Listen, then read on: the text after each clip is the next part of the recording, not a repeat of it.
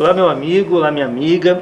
Hoje nós temos o grande prazer de receber aqui, na nossa instituição, aqui na Unibalsas, a professora Maria Simone Vione Schwengber, né? A professora Maria Simone, ela possui graduação em Educação Física, ela possui mestrado em Educação nas Ciências pela Unijuí e ela possui também doutorado em Educação pela Universidade Federal do Rio Grande do Sul. Atualmente, a professora Maria Simone faz parte do programa de mestrado e doutorado da Unijuí e participa também de grupos de pesquisas vinculados ao CNPq, né? São os grupos em Educação em Relação de Gênero e também o grupo de estudo e pesquisa Paidotribus. É isso, né, prof? Então, a linha de concentração de pesquisa da prof. Maria Simone é a educação física, o corpo, gênero, educação em saúde e corpo em movimento. Prof, seja muito bem-vinda, né, à Unibalsas, né? A gente está muito feliz em recebê-la aqui. Estamos aí numa atividade de orientação exatamente de escrita e pesquisa para os nossos alunos, né, nossos mestrandos e doutorandos da Unijuí, e a gente não podia perder a oportunidade de recebê-la também, ouvi-la um pouco a respeito da produção científica, né, falar um pouquinho da produção científica também para os nossos alunos da graduação, ou das graduações da Unibalsas. Então, seja muito bem-vinda, obrigado pela presença. Muito obrigado, Fábio. Eu queria agradecer a acolhida desde o momento que baixei no aeroporto de Imperatriz, né? No decorrer de toda essa semana, atenção, acho que o que vocês fazem aqui, eu me emociono porque é uma coisa ímpar em termos de acolhimento, de afeto e de cuidado. E isso também nos ajuda, com certeza, a poder dar um pouco do retorno, né, de contribuição naquilo que a gente tem pensado. Nessa dimensão tão grande do conhecimento, né? Acho que tem uma dimensão no processo de formação do graduando e, sobretudo, que vai se consolidar no processo de pós-graduação, que é a dimensão da pesquisa. E a pesquisa é um processo que é começar e é um processo para a vida toda, poderia se dizer em termos profissional também. Muito bem. Bom, a sua origem, né, prof, é a Unijuí, né? A Unijuí é uma instituição do Rio Grande do Sul, uma universidade do Rio Grande do Sul, e ela tem um grande pensador, né, talvez um dos pilares aí da instituição, que foi Mário Osório, né? Mário Osório Marx, o professor Mário Osório Marx. E em uma das obras do professor, que é intitulada Escrever é Preciso, né, tem uma passagem muito interessante que ele fala o seguinte, que coçar e comer é só começar, e conversar e escrever também, né? Essa é uma passagem muito legal do livro dele. Na minha compreensão, ele quer destacar que o maior desafio da escrita, né, de fato, é começá-la, né? É iniciar a escrita, e que depois desse processo, essa atividade passa a ser algo assim até natural. Mas como começar a escrita? Bom, eu acho que é uma excelente provocação, né? Eu estou aqui, né, Fábio, porque essa é uma grande obra, uma das principais obras do professor Mário Osório, que Escrever é Preciso, o princípio da pesquisa, né?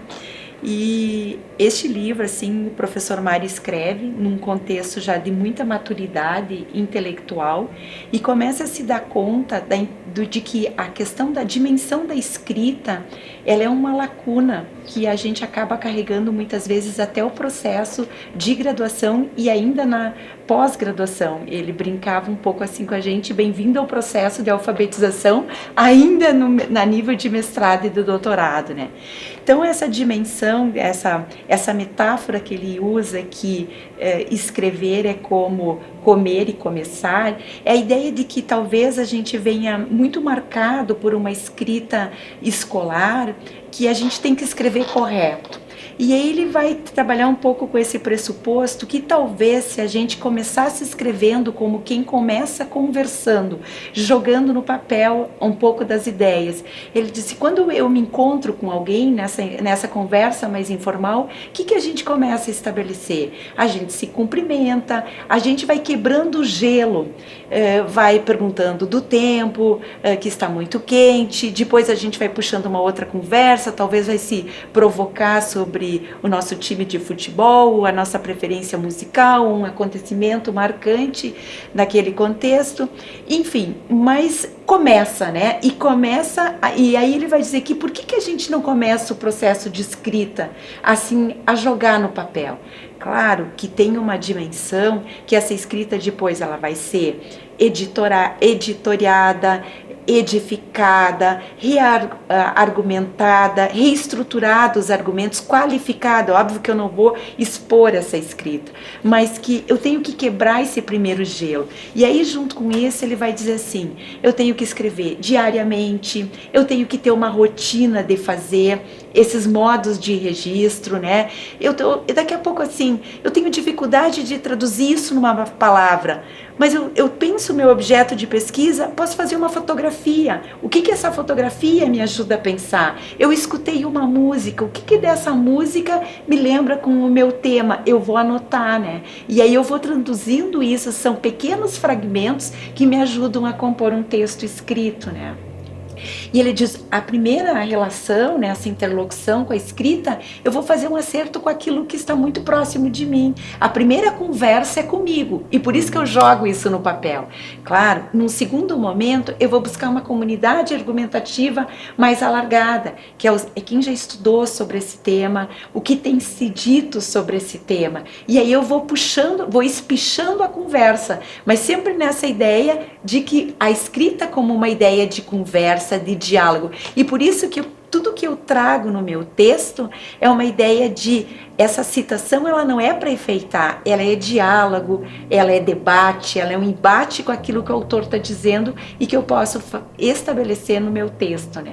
E aí puxando o fio da autoria desse sujeito que jogou a conversa fora, que jogou a conversa no papel, né? Então a escrita ela acaba sendo uma conversa primeiro consigo mesmo, exato, né?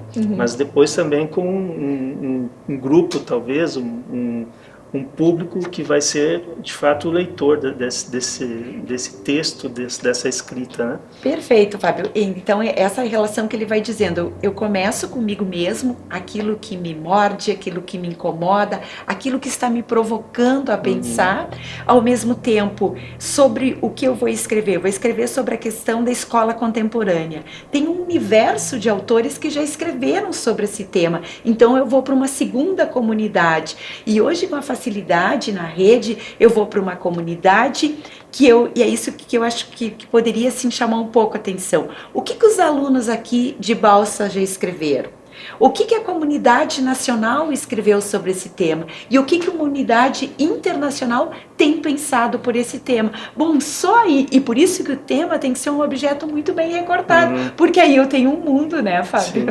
Eu tenho um mundo entre os muitos mundos de cada autor, né? Muito bem. Um outro grande pensador da educação é o professor Paulo Freire, né, reconhecido nacionalmente, internacionalmente, e em um dos seus escritos, né, inclusive esse escrito é intitulado Considerações em torno do ato de estudar, ele destaca que o ato de estudar demanda humildade, né? O que isso significa? O que ele quis dizer com isso? Bom, a grandeza, né, e a beleza aí de todo esse referencial do Paulo Freire, né, que entre tantas coisas que nos ensinou, que ele diz que a primeira leitura que a gente começa, né, e aí eu vou retroceder um pouquinho para tentar responder essa tua pergunta, né? Ele vai dizer que é uma leitura de mundo. Então eu começo meu tema de pesquisa por um problema demandado no mundo no qual eu estou implicado. E aí ele vai dizer assim que para mim o que o pesquisador, né, é isso que tu recuperaste muito bem, que tu captou muito bem, tem que ter a humildade. E aí a humildade em diferentes dimensões. a humildade enquanto aluno que eu tenho nessas primeiras leituras de poder ouvir o que o texto diz, não é ainda o que eu penso sobre o texto, né? É eu poder ter a capacidade de aprender esse texto, a humildade de eu saber que eu não aprendo de vez, que nós humanos é lento o nosso processo de aprendizagem e por isso que eu não posso desistir do texto num primeiro momento, eu tenho que insistir com esse texto, eu tenho que ter essa disciplina que ela é física, que ela é corporal, que ela é de transpiração, né? Eu tenho que ter, então, essa humildade de suportar isso, ouvir o que o texto diz, né? Ouvir de quem já estudou acerca do texto e por isso essa capacidade de ouvir o orientador, de ouvir pessoas que já tratou deste tema, né? Aceitar, a humildade de aceitar muitas vezes a crítica, né? A gente sabe que os acadêmicos fazem muito memes do lugar do orientador, né? Ai, vou me encontrar com o meu orientador, já vou chorando porque eu vou receber uma crítica. Tem muitas coisas na internet que a gente vê daí o outro lado, né? Mas por outro lado, eu acho que essa capacidade, então, de ter humildade, né? Porque é um momento de aprendizagem, né? Então, ouvir o orientador, a capacidade de aceitar a crítica, né? A capacidade e a humildade de ter que refazer, a capacidade, a humildade de eu poder ir num evento, por menor que seja, contar o que eu estou pesquisando, o que eu estou fazendo, e não guardar aquele conhecimento só para mim, né? Acho que nós que somos, temos essa marca da Unijuí, a gente sabe que quanto mais a gente for ponte entre as pessoas, e quanto mais a gente publicizar o conhecimento, mais nós temos que ouvir, porque com certeza, né, o outro vai ver de um outro modo, então saber que ao dar eu também vou receber, né, e ter disponibilidade, então, de um trabalho acadêmico, de refazer quantas vezes for necessária, porque é um trabalho que eu vou assinar o meu nome, eu vou assinar o nome do orientador e geralmente o nome de uma instituição. Então eu não estou sozinho neste processo, né? E por isso que eu acho que a humildade de poder socializar também o que eu aprendi, né? E talvez junto com essa humildade também, a questão da própria coragem de expor, né, um conhecimento ou um material, ou uma pesquisa que ainda você considera não pronta, claro, né? Mas essa coragem de expor e a humildade de saber que ela não está pronta, né? Eu acho E que na é verdade nós humanos nunca estamos prontos, né, é. Fábio? Eu acho que é essa dimensão também.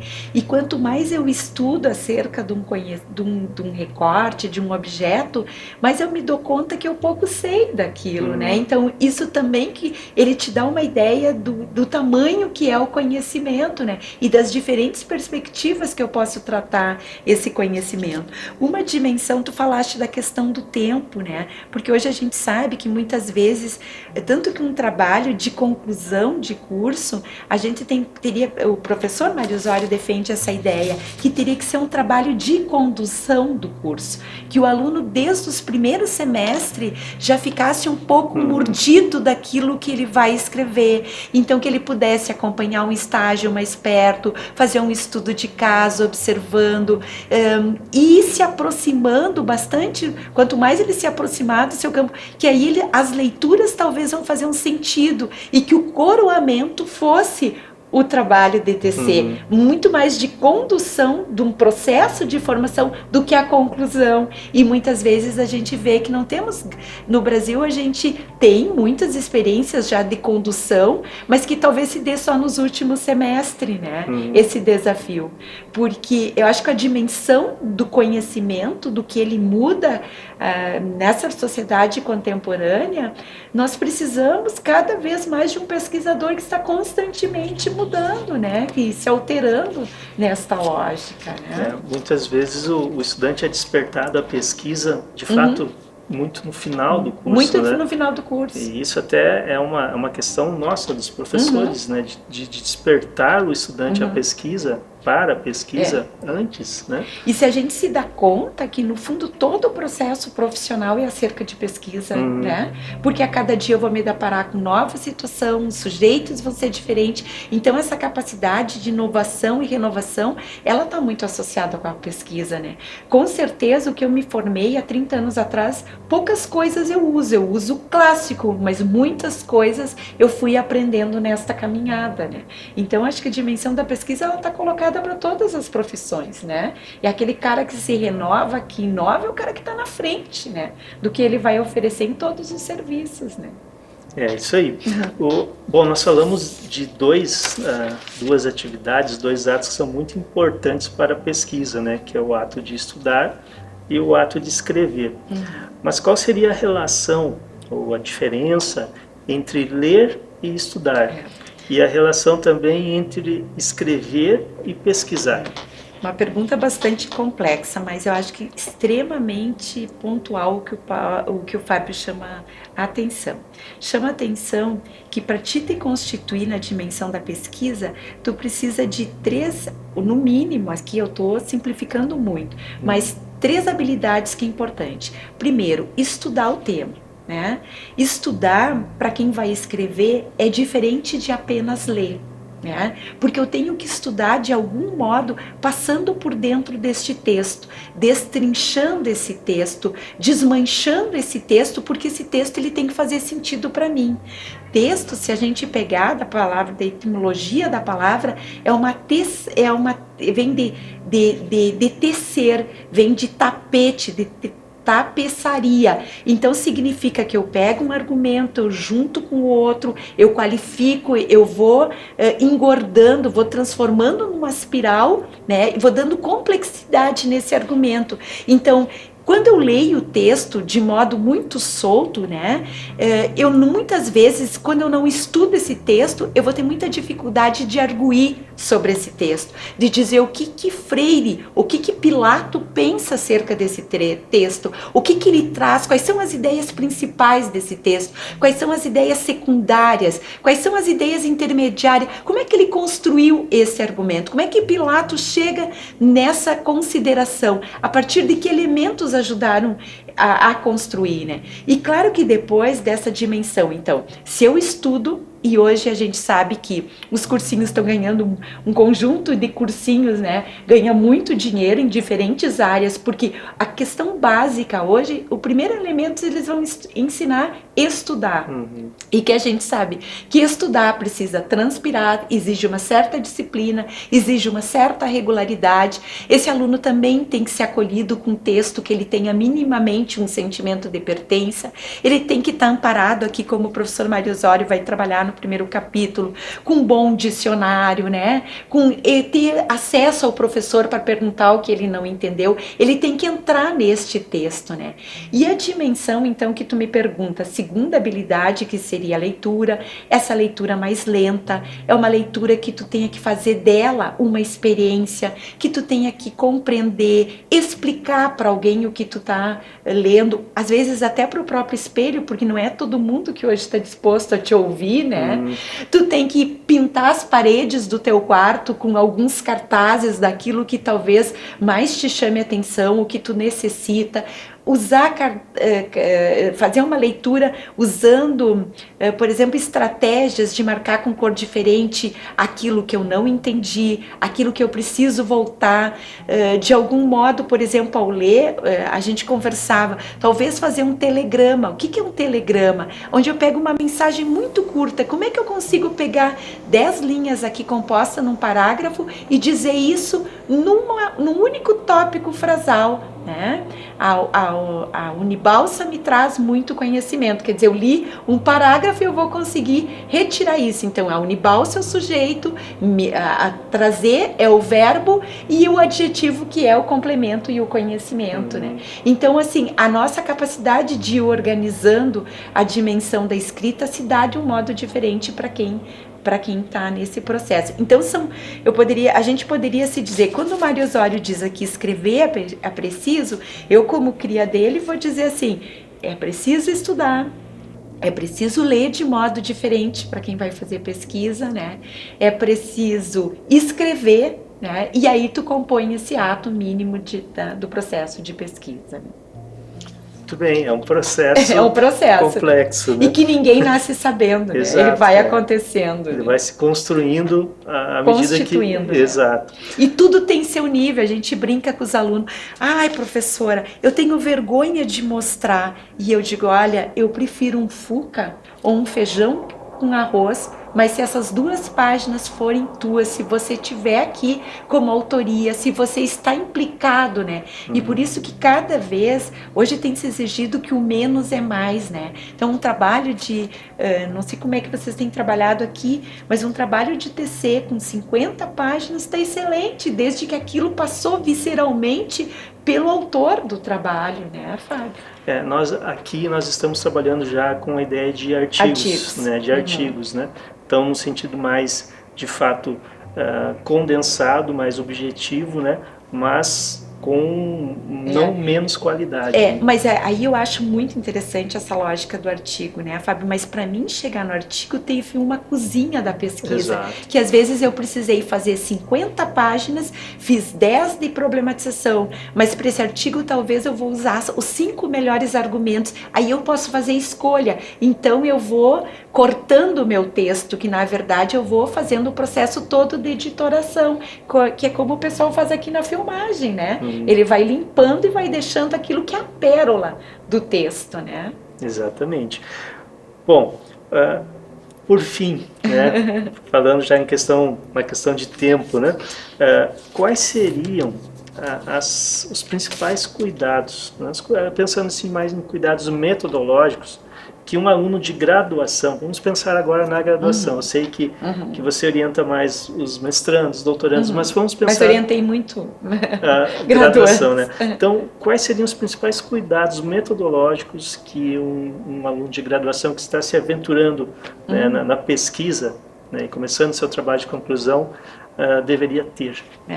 Eu acho que, primeiro, escolher um tema que ele tenha proximidade com o tema, no qual, no decorrer dessa graduação, ele vai se debatendo, ele tenha a oportunidade de ter acompanhado algumas situações, de estar vinculado com o campo empírico.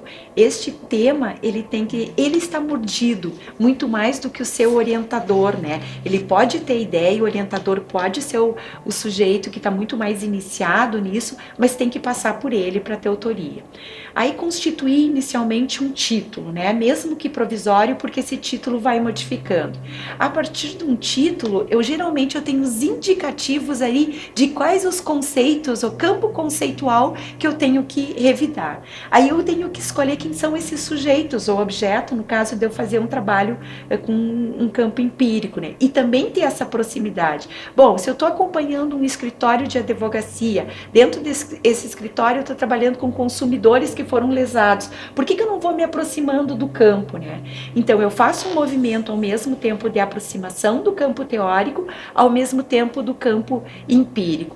Aí eu vou para um segundo movimento, quem já escreveu acerca deste tema? E eu vou me cercando dessas pessoas para mim entrar nessa comunidade dialogando. Então, o que será que eu tenho que dizer? E mesmo no trabalho de TC, eu acho que eu tenho que dizer algo de algum modo que ele tenha uma certa autoria, que alguém não disse, de que como eu consigo significar isso, pensando aqui o município de Balsa, né? Pensando aqui a minha comunidade, que isso faz sentido desde uma comunidade global para pensando Balsa, né? Então eu tenho que ter um tema, um título, eu tenho que fazer essa justificativa tem que estar relacionada com a minha vida, com o meu espaço comunitário, ao mesmo tempo com o que a literatura, essa ideia de uma revisão mais ampliada, e ao mesmo tempo, qual é a importância social que esse tema, o que eu vou mudar de algum modo? Eu vou mudar o meu mundo, mas ao mesmo tempo o mundo dos meus pares, o mundo do meu mundo,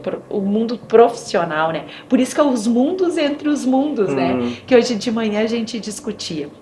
Diante disso, eu tenho que elaborar algumas perguntas de pesquisa. Geralmente, muitas vezes, num processo de TC, a gente tinha uma brincadeira, eu tenho 50 questões e eu vou refinando com o meu orientador, até porque tem um conjunto de elementos para uma boa pergunta de pesquisa que tem que aparecer, né? Eu vou cortando, eu vou refinando. E aí, assim, eu vou fazer, eu acho que uma coisa que ajuda bastante é de elencar, que a gente chama na tese, na dissertação, os capítulos. E que se eu vou fazer aqui em forma de artigo, né, ou num TC que tem um limite disso, mas quais são meus campos teóricos que eu vou trazer? O cuidado hoje de uma revisão que ela tem que estar vinculada nos últimos 5 anos, uma literatura que mais de 70% faça esse indicativo. Claro que eu vou ter clássicos que muitas vezes não tem livros revisados, reedição, porque já morreram ou por outros fatores, mas eu tenho que procurar uma bibliografia minimamente atualizada e num recorte de 5 anos, né? Então, e aí eu acho que os capítulos ou os campos teóricos, eles te ajudam, eles dão muito indicativo, né, Fábio? Porque ora eu me cansei de estudar isso, daqui a pouco eu me deparei, então também eu vou me organizando, tu és da computação, né? De que modo esses arquivos digital eles podem me deixar muito mais operativo e organizado diante desse processo da escrita, né? Aí eu localizei aqui teses e dissertações deste tema, aqui deste tema. Bom, esses vão ser meus primeiros companheiros de leitura, né? Talvez. Muito bem. Bom, eu acho que nós fomos brindados aí com uma série de sugestões, de orientações, né? E eu acho que para os nossos estudantes, né, que estão nos vendo agora, é importante que fique a mensagem, né, que é importante dar o primeiro passo. Claro. É importante começar. Né? Isso que eu disse, ninguém começa lá em cima, né? Exato, né? Então, o feijão com arroz bem feito, ele tem seu valor, isso, né? Comece de maneira simples, mas comece, né? Uma linha de cada vez, um parágrafo por dia. Né? É isso que falava Mário Osório, né? Prof. Simone, eu gostaria de agradecer demais, então, a sua disponibilidade, a sua presença e, novamente, reforçar, assim, que a gente está muito feliz em recebê-la aqui na Unibalsas, né, e que a Unibalsas também é sua casa, a partir de agora. Muito obrigado, eu fico extremamente emocionada e por todo o carinho no decorrer dessa semana. Eu tenho certeza que os alunos de vocês vão ser muito bem cuidados e estão sendo, né, por tudo que eu vi que aqui rola, pela seriedade desse trabalho. E queria, assim, se eu pudesse dizer para os teus alunos, assim, que a pesquisa é uma coisa fantástica, porque ela te permite, eu acho que um dos poucos momentos no processo acadêmico que é da escolha do aluno, o tema. Então, essa originalidade, essa dimensão subjetiva de um sujeito, de autoria de um sujeito, né? E sobretudo porque a escrita tu deixa registrado, tu vai ter os filhos, os teus netos, né? Tu deixa uma marca na história, tu deixa uma marca na Unibalsa, essa marca vai estar colocada em rede, né? Então, ter muito respeito com esse processo dessa autoria. Ela pode ser inicial, uma vez que é TC, mas ela é de muito valor, né? Eu achei uma coisa muito bacana numa universidade em Portugal, e em Salamanca, que todo aluno que defendeu a sua tese e a dissertação, ele paga 200 euros, e que eu pagaria com muito orgulho, né? E deixa o seu nome escrito numa parede dentro da universidade. Eu passei por aqui, eu me formei por aqui, né? Então, olha que coisa bacana, porque no fundo tu deixa um pouco da tua pegada e da tua autoria. Tu leva muito deste processo de formação, mas tu também deixa. E eu acho que a dimensão da pesquisa é um pouco aquilo que o aluno deixou neste percurso, né, Fábio? É um pouquinho daquele, hoje dizem produto, a gente tem dificuldade de dizer que é um produto, porque para nós é um processo, teve tanta vida, teve tanta coisa implicada, mas eu deixo aquilo, a minha contribuição, o meu olhar, que é da Maria, do João, do Pedro, em termos da sua produção enquanto pesquisa. E que vai ser referenciado, utilizado por outros estudantes, né? Então, eu acho que vamos deixar então o desafio para os nossos estudantes, né?